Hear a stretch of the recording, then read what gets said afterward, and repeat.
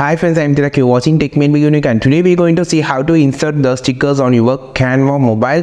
And if you're new to this channel, make sure to click on the subscribe button below. We just quickly move on to the video. So how to insert a stickers in your Canva mobile, just going to show in this video.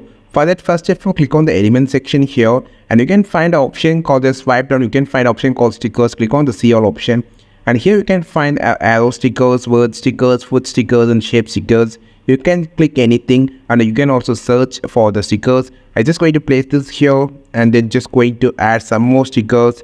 So after placing the stickers, you can find it will be so colorful. While just picking it will be look like some clarity will be having some issues.